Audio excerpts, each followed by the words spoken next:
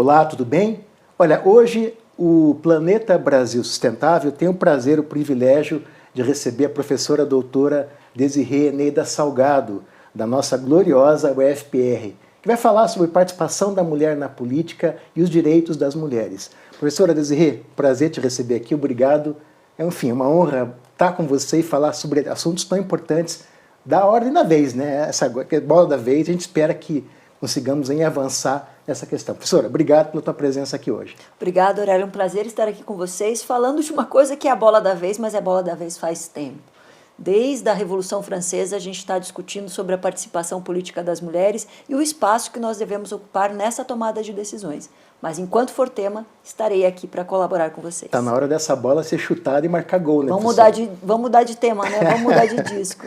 Deixa eu fazer o que a gente sempre faz a cada início de entrevista. Ler uma biografia resumida da nossa entrevistada. A professora Desirê é doutora em Direito pela UFPR, é pesquisadora e líder do Núcleo de Investigações Constitucionais.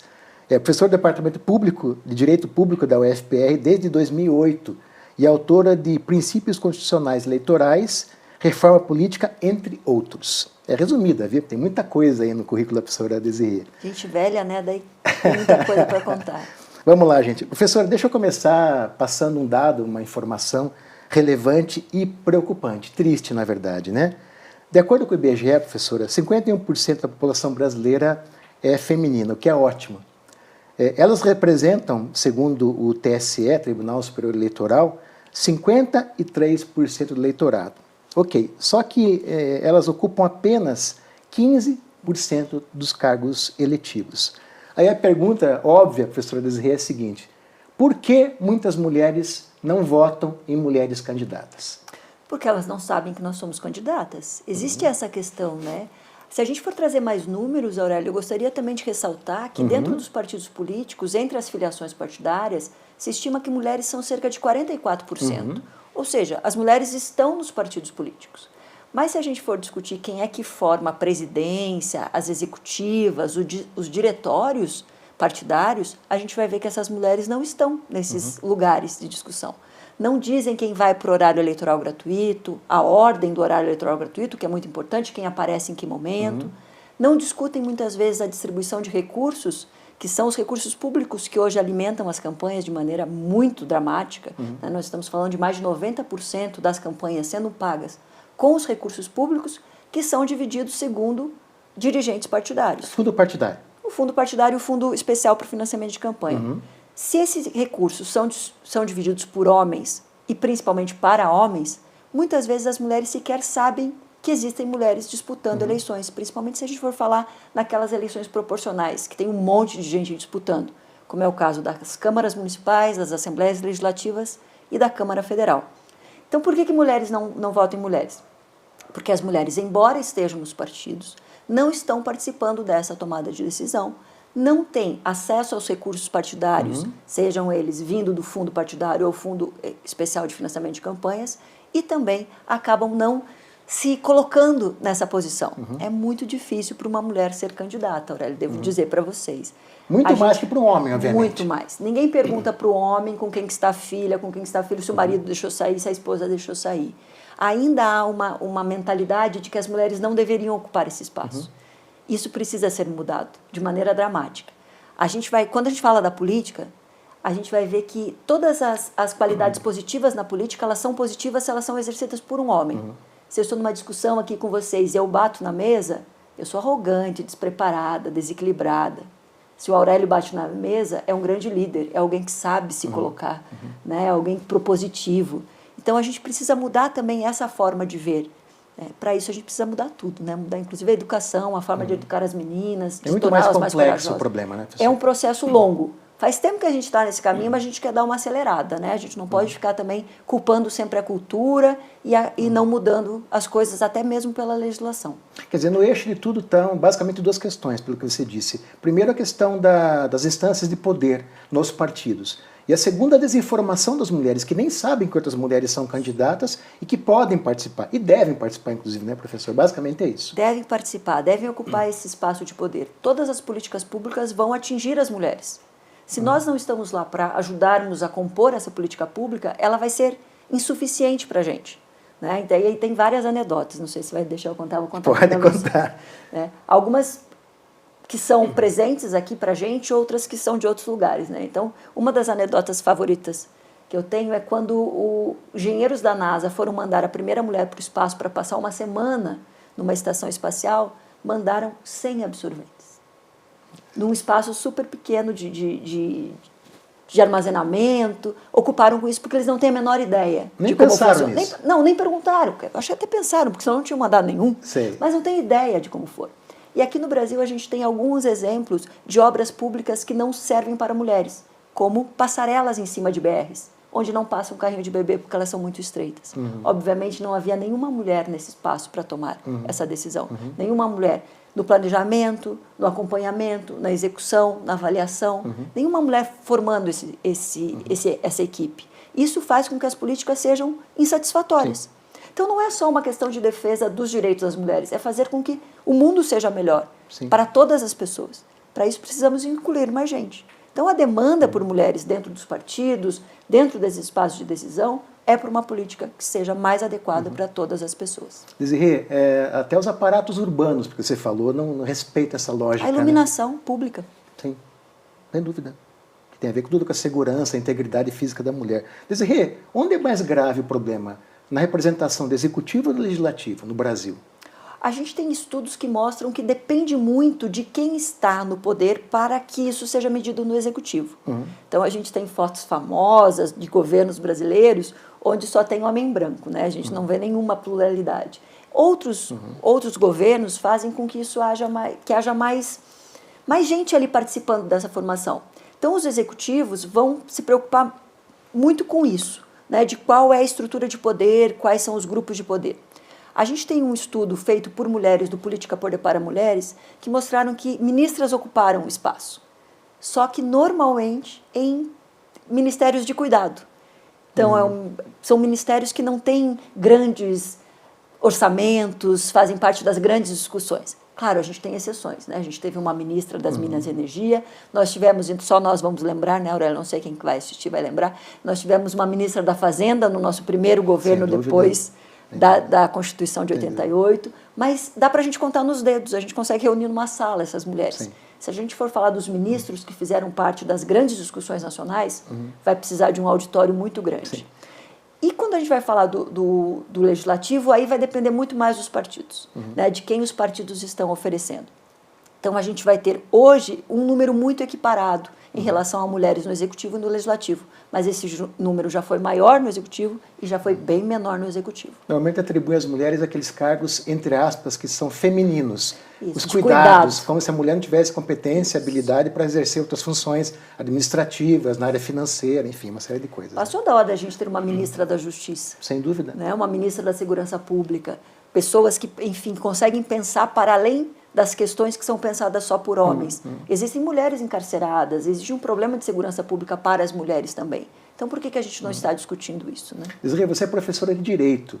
E não preciso nem dizer para você que no Judiciário a coisa talvez é muito mais grave ainda, né? Embora sejam cargos não eletivos, mas cargos, enfim, aprovados por concurso público, mas também é grave. Se reproduz no Judiciário também, né? Para falar só do terceiro poder. Com certeza, mas é bem interessante porque, como você falou, a maneira de acessar o Poder Judiciário é diferente de acessar o Poder Legislativo e o Poder Executivo. Né? No Legislativo é sempre por eleição, no Executivo é por eleição ou indicação.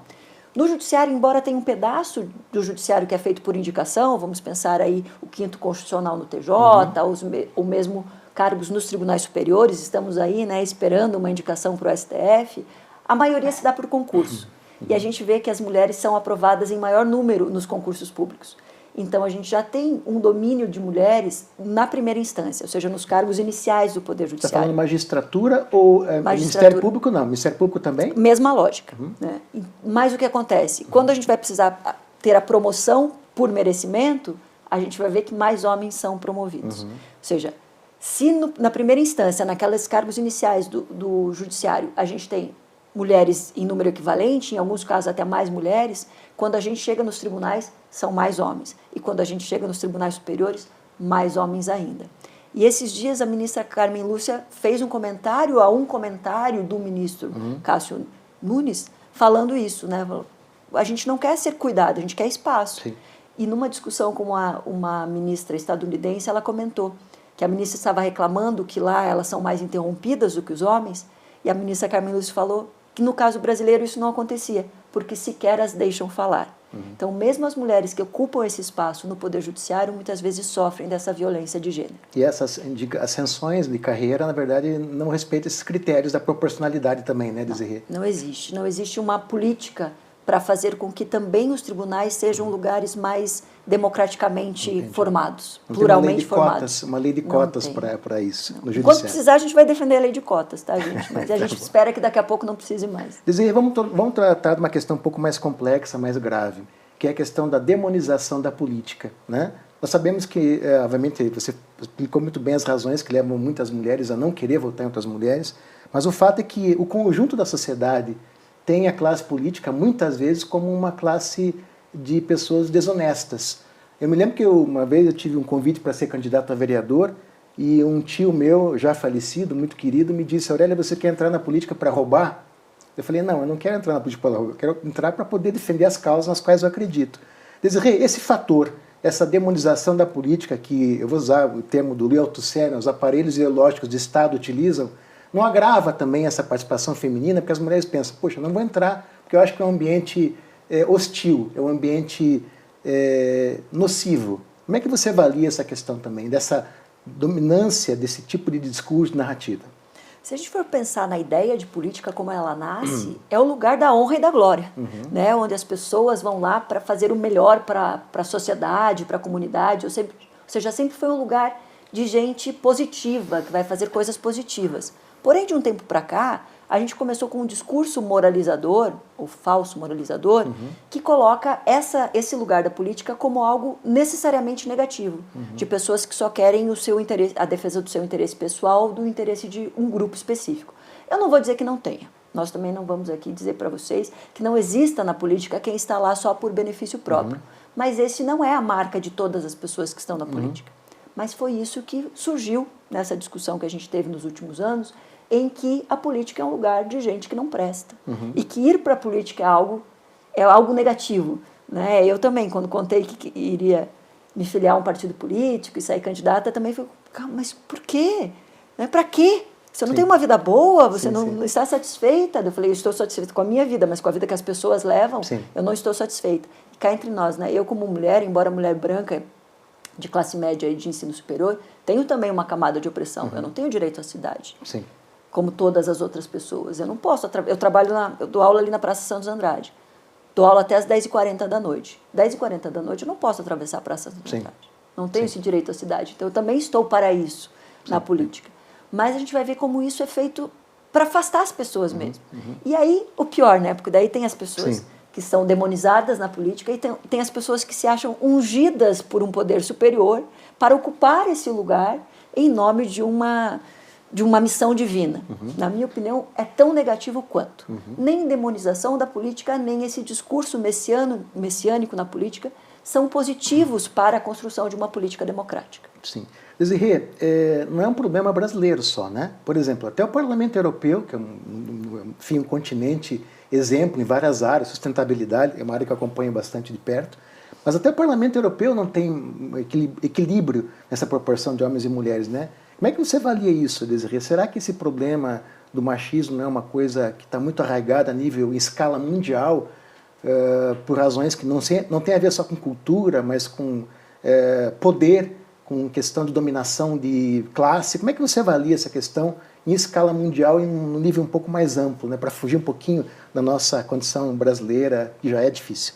Bom, para falar de 800 anos de história em 3 minutos, tentando aqui resumir um pouco das minhas preocupações sobre o assunto, há um problema de exploração do trabalho das mulheres. Então, quando a gente pensar em divisão do trabalho, e nós estamos falando só da divisão brasileira de trabalho, a nós foi atribuído o cuidado, que também dá para chamar de trabalho não remunerado, né? Então, como a gente tem mais jeito, naturalmente, tudo entre aspas, para cuidar da casa, para cuidar da família, esse deslocamento das mulheres para dentro do espaço privado, ele é feito para permitir que outra parte da população se desenvolva plenamente, inclusive na política. Então, isso faz com que em todos os lugares do mundo, e mesmo os lugares que têm menos desigualdade econômica, façam essas mulheres participarem menos do espaço público. Então, isso é uma construção, inclusive, de modo de produção. Vamos tentar. Não vamos entrar nisso, porque senão a gente levaria bastante tempo. O tema é longo. Mas tem pela manutenção do modo de produção, existem essas mulheres cuidando das coisas de maneira não remunerada. Isso se repete em todos os países do Ocidente. E a gente vai ver como alguns países resolveram isso ao incluir as mulheres no mercado de trabalho em condições de igualdade. A gente não fez isso. Recentemente, a gente teve aí a votação na Câmara de um projeto de lei que vem a concretizar o que está na Constituição, que não pode ter salários desiguais. E das 91 deputadas que nós temos lá, 10 deputadas federais votaram contra, dizendo que não dá para trazer sanção, que não dá para trazer punições para quem não faz isso. Alguns países já tomaram essa providência. E aí a gente tem menos desigualdade, o que vai se refletir em menos desigualdade na política. Então, nós temos alguns países, então, muito perto dos 50% de representação política nos parlamentos por homens e mulheres. Então, essa igualdade de gênero já está presente. Entendi. Outros países que têm mentalidade muito parecida com a gente, como, por exemplo, o México e a Argentina, tomaram medidas legislativas para isso mudar. E na Argentina a gente tem cerca de 44% de mulheres no parlamento e o México está praticamente em 50%. A Argentina mais que o Brasil, portanto. Muito mais, absurdamente mais que o Brasil. Né? Absurdamente mais que o Brasil. O México também. O México está quase paritário. Né? Há uma discussão constitucional sobre a questão da paridade no México e isso está sendo realizado de maneira paulatina, está quase paritário. Isso é um choque, porque tanto o México quanto a Argentina são países em que há muita violência contra a mulher, como no Brasil. Mas isso vai sendo reduzido quanto mais mulheres ocupam esse espaço. E também países em desenvolvimento, assim como nós, né, Desirê? Exatamente. Quer dizer, é até contraditório a gente não ter esse tipo de participação. Isso aqui a gente tem uma dificuldade em fazer as coisas andarem. Inclusive, a gente está aí à beira de um retrocesso. Nós tivemos uma emenda à Constituição impondo a aplicação de recursos financeiros públicos em candidaturas de mulheres e pessoas negras e agora uma proposta para anistiar os partidos que não cumpriram com essa exigência constitucional. Uma PEC, né? Uma PEC. Desirê, eu dei um salto no Atlântico para falar da Europa pelo seguinte motivo. Como é que funciona a questão da participação feminina na política, nos partidos, nas candidaturas em países europeus que são padrão, que são modelo? Não sei se, por exemplo, a Suécia, Finlândia, aqueles países que têm IDH maior, são referência nessa área também. Como é que eles trabalham essa temática de participação feminina na política, de candidaturas e tal? Como é que funciona isso em outros países? A gente tem esse modelo que a gente adota no Brasil é o mais democrático, que é o sistema proporcional. A gente tem muitas críticas ao sistema proporcional e volta e meia esse debate é reaberto, mas a maioria dos países democráticos que acreditam na participação de todos os grupos nos parlamentos vai defender esse sistema proporcional. Qual é a diferença, Aurélio? Na maioria dos países, quase a totalidade dos países que adotam esse sistema proporcional, em que a cidadania escolhe o partido e o partido ganha as cadeiras, não individualmente, como nos sistemas majoritários, essas listas são hierarquizadas, são bloqueadas, são, como a gente chama coloquialmente, de listas fechadas. Significa dizer que a pessoa não vota individualmente nas candidaturas, e sim no partido político, que antecipadamente vai dizer a ordem das candidaturas que irão ocupar as cadeiras conquistadas pelo partido. E nessas listas fechadas, determinadas pelo partido em relação à ordem, são listas zebradas, ou listas zíperes, ou listas cremalheiras, ou listas alternadas. Significa dizer que há uma mulher, um homem, alternadamente na lista do partido. Ou um homem e uma mulher. Isso veio, em alguns países, como a Espanha, por iniciativa dos próprios partidos, em alguns outros lugares, como no México, por exemplo, por imposição legislativa. Uma lei vai impor. Quando eu fecho a lista e o partido A ganha 8 cadeiras, vão entrar 4 mulheres e 4 homens por aquele partido. Quando eu deixo a lista não hierarquizada ou aberta como a nossa e distribuo de maneira absolutamente desigual o tempo na TV, a visibilidade, o poder dentro do partido e os recursos financeiros, desequilíbrio.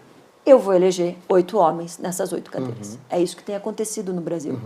Então, esses países que conseguiram alcançar uma paridade ou uma proporcionalidade mais justa de mulheres, adotam esse sistema. Qual que é o nosso problema de adotar esse sistema no Brasil? A falta de democracia interna nos partidos políticos. Então, a gente vai ter que resolver essas coisas de um jeito ou de outro. Ou a gente adota listas fechadas e aí provoca uma democracia dentro dos partidos, ou a gente aprova a democracia dentro dos partidos, faz com que os partidos se organizem de maneira democrática e então adota as listas fechadas. Nem as executivas dos partidos não têm uma divisão proporcional, né? Isso complica um pouquinho também. Alguns estatutos prevêem isso.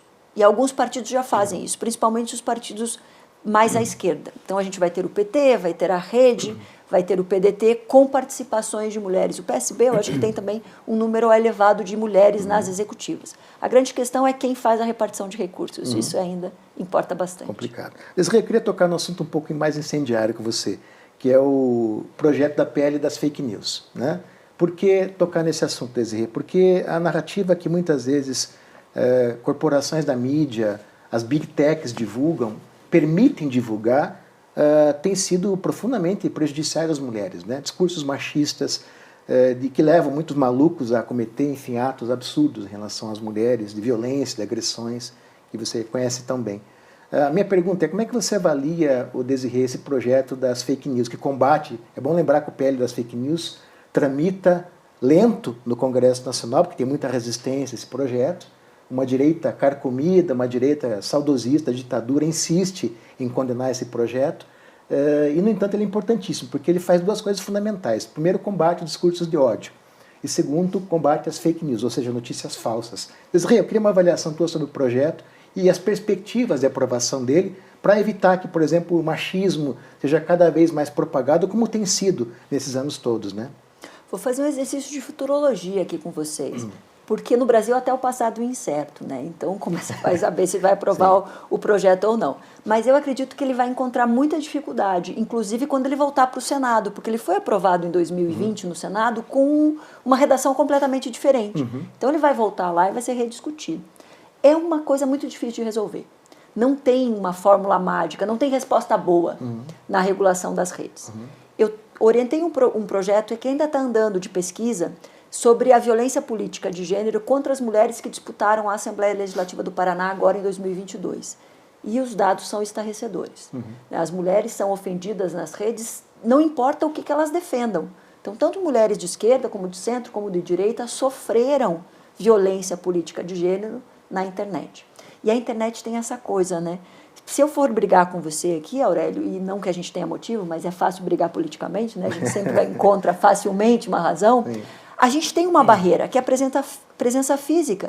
Né? Então, eu posso começar a gritar, tal, mas vai chegar um momento que, como você está na minha frente, eu vou falar, opa, daqui eu não posso passar.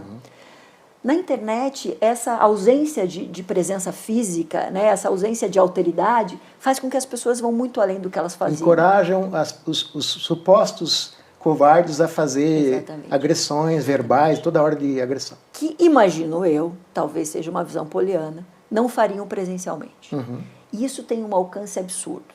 A gente sabe que quanto mais ofensivo, que quanto mais polêmico for algo na internet, mais espaço isso vai ganhar.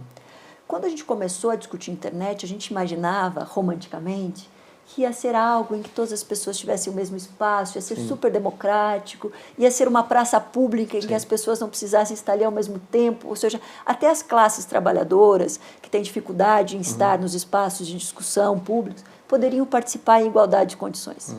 Erramos rude, erramos feio. Inclusive na exclusão digital, porque nem todo mundo tem acesso à internet. Nem Já todo começou mundo por aí tem o acesso problema, à internet, nem todo mundo tem tempo para se dedicar às tretas na internet, nem todo mundo tem o mesmo alcance. O que significa dizer que a internet não é um banquinho na praça. Existe desigualdade na internet. E existe também um falseamento de apoio. Então a gente precisa dar conta disso. Não dá para a gente ter na internet gente defendendo a morte de adversários políticos. Não dá para a gente ter ofensa a mulheres que vão fazer com que as mulheres deixem de querer ocupar esse espaço. Alguma regulação vai ter. E, gente, não caiam em fake news. É por isso que a gente precisa de uma regulamentação. Não é porque há censura no Brasil, porque a gente está virando um país autoritário, nada disso. Os Estados Unidos estão discutindo regulação na internet hoje. Que já é uma coisa adotada em outros países europeus a longa data. Mas vamos falar do berço da liberdade, que é a tal dos Estados Unidos, que alegadamente é, né? Também é outra história para outro momento. Mas até lá isso está sendo discutido. Porque se sabe que se usa o poder econômico para fazer com que se calem algumas vozes. Então a gente vai ter que avançar nesse sentido. O projeto é bom? Não é bom. Pode ficar melhor? Pode ficar melhor, mas a gente precisa da boa vontade e da sinceridade nesse debate. E isso ainda vai dar muito pano para manga. Mas do jeito que está, um faroeste, uma terra sem lei, é muito injusto para as pessoas que querem participar efetivamente da política. É a discussão equivocada sobre os conceitos, né, Desirê? Não entender o que é liberdade, né, à luz da Constituição Federal, dos direitos fundamentais. Exatamente. Você que é, enfim, professora de direito sabe muito bem disso. Enfim, as pessoas confundem a liberdade com a libertinagem, vou usar uma expressão talvez inadequada, no uso das palavras, das referências. É muito complicado esse debate por conta dessa manipulação que existe dos termos, né, Desirê, por parte de setores que têm muitos objetivos obscuros por trás desse tipo de processo. Né? Exatamente. No Estado de Direito, que é democrático e é constitucional, não existe liberdade ilimitada para ninguém em nenhuma área. Sempre vai ter esse espaço de construção coletiva e de respeito aos outros valores. Então eu não posso usar a minha liberdade para agredir pessoas. Isso não está dentro da ideia de liberdade, do direito de liberdade. Mas isso vai exigir que a gente avance muito nessa discussão. Desirê, existe eu vou classificar de cortina de fumaça, que é lançada por grupos de mulheres que são candidatas e que tentam empunhar a bandeira feminista, a defesa das mulheres, mas que pertencem a legendas de extrema-direita. No Brasil, inclusive, na Europa, Estados Unidos, enfim. Eu te pergunto, não há uma contradição brutal da parte dessas mulheres de empunharem supostamente bandeiras feministas e, no entanto, pertencerem a legendas claramente machistas, onde você tem homens que cometem até feminicídio, enfim, assassinos e homens que agridem mulheres. É uma contradição dessas pessoas, não é, Desirê? Ou seja, é possível compatibilizar um discurso de direita com uma agenda feminista realmente autêntica, Desirê? Como é que você avalia essa questão? A gente pode falar em várias direitas, assim como a gente pode falar em várias esquerdas. Então, se eu identificar a direita com a defesa da livre iniciativa, mais do que a defesa do valor social do trabalho, eu imagino que exista, sim, um espaço para que mulheres se coloquem aí. Claro, não estou falando de uma direita que nega direitos fundamentais para determinados grupos de pessoas, que tem a misoginia como a sua marca, que é uma direita que esteve presente aí no Brasil nos últimos anos de maneira mais protagonista, mas existe espaço para um pensamento liberal com mulheres compondo esse espaço. Porque nós, mulheres, somos muito diferentes entre si. Então, às vezes falam, vamos falar da participação da mulher na política. Não existe a mulher, não existe essa figura transcendental que se aplique a todas as mulheres.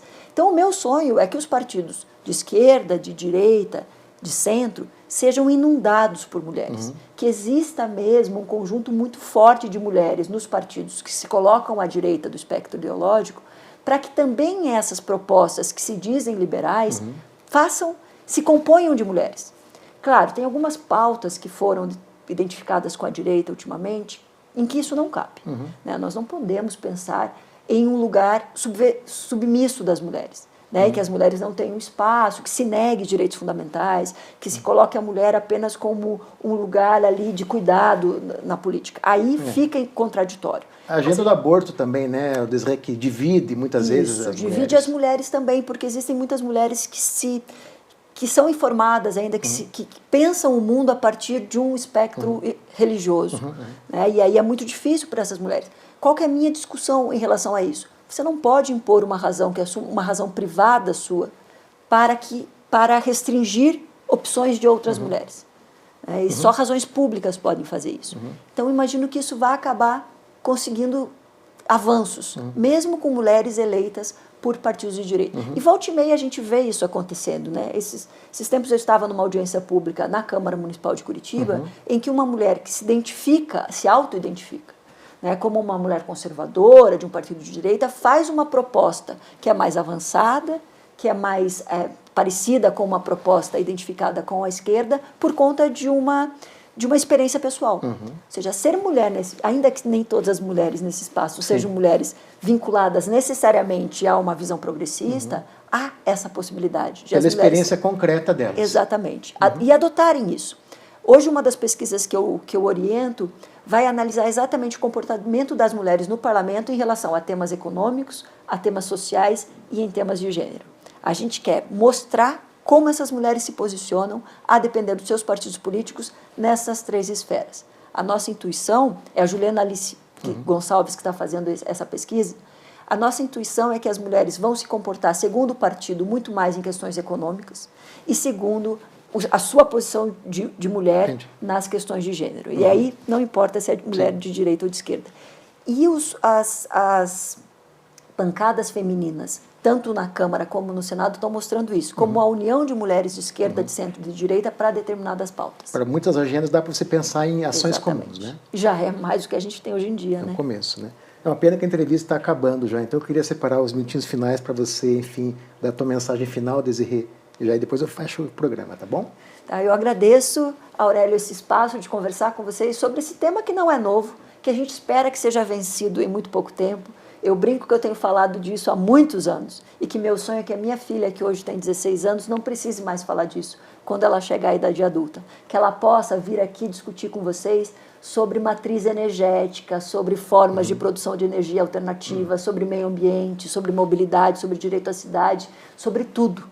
A gente quer falar de infraestrutura também, quer falar de política tributária, quer falar de política econômica. A gente não pode pensar que as mulheres só vão falar de mulheres, mas enquanto precisar, estarei aqui ocupando esse espaço para dizer para vocês, é preciso mudar o mundo, não para fazer um mundo melhor para as mulheres apenas, para fazer um mundo melhor para todas as pessoas, mais justo, mais solidário e mais igualitário. Muito obrigado por esse espaço, Aurélio. Obrigado. Desirê, eu falei que era uma entrevista, virou uma aula. Professora Desirê, obrigado de coração pela participação aqui. Obrigado, pessoal, um abraço e olha, nos sigam nas redes sociais. Planeta Brasil Sustentável. Obrigado e até a próxima semana.